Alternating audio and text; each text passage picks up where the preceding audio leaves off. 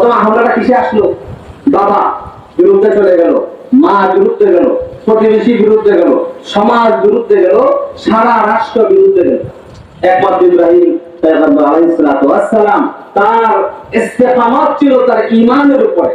একদিকে তার ঈমান, অন্যদিকে তার জীবন। যদি জীবন রক্ষা করে ঈমান ছেড়ে দিতে হবে, আবার যদি ঈমান রক্ষা করে জীবন ছেড়ে দিতে হবে। এই অবস্থায় তিনি ইস্তেকামত রাখলেন। আল্লাহ রাব্বুল আলামিন কিছুক্ষণ পরে যখন আগুনের মোকাবেলা হলো, আল্লাহ পাক তখনই তাকে পুরস্কার দান করে দিলেন। সুবহানাল্লাহ। আল্লাহ পাক আমাদের পরীক্ষা করে আমরা ইস্তেকামত, আল্লাহর উপরে অবিচল বিশ্বাস এবং আস্থা কতটুকু আছে। যাদের এই অবিচল বিশ্বাস আস্থা থাকবে, তাদেরও মরণ যখন হবে অবস্থাটা এমন হবে, আমার চোখগুলি উল্টে যাবে। চোখগুলি কি হয়ে যাবে? উল্টে যাবে। যারা মানুষের মরণ কাছে থেকে দেখছেন, দেখবেন মরণের সময় মানুষ স্বাভাবিক চোখের অবস্থা স্বাভাবিক থাকে না, চোখগুলি হয় উল্টে যায়, না হয় এক দিকে তাকায়। একদিনে ফালাউলা ইযা বালাগাতিল হুলকুম ওয়া আনতুম হিনাইযিন তানজুরুন, একদিকে তাকায়। তখন সে ফেরেশতা আসমান থেকে, হয় আযাবের ফেরেশতা, না হয় আল্লাহর জান্নাতের ফেরেশতা, মানুষ এর ঈমান এবং ইস্তেকামত অনুযায়ী আসতে থাকে দলে দলে। তখন ছেলে নিয়ে দৌড়ায় চিকিৎসা করার জন্য, বাইরে অ্যাম্বুলেন্স করে, একজন আরেকটা করে, সবাই মনে করে আমরা সুস্থ করি, কিন্তু উনি আর এইটা দেখে না। উনি চলে যাচ্ছে ফেরেশতার মোকাবেলা।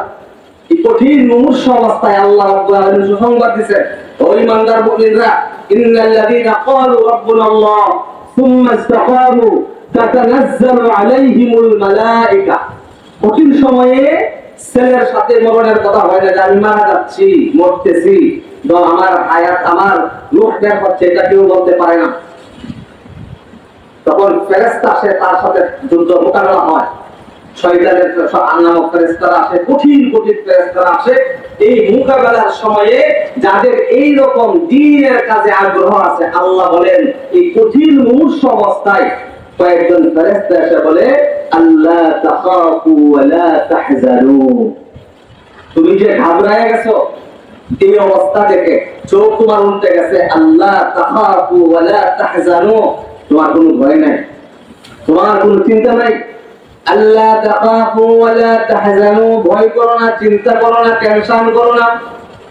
ওয়া আবশিরু বিল জান্নাহ, আমরা তোমার মরণের সময় তোমার সাথী হিসেবে কাছে আসলাম, এবং দুনিয়ার জীবনের যত আমল সব আল্লাহ কবুল করে নিয়েছে। সুবহানাল্লাহ।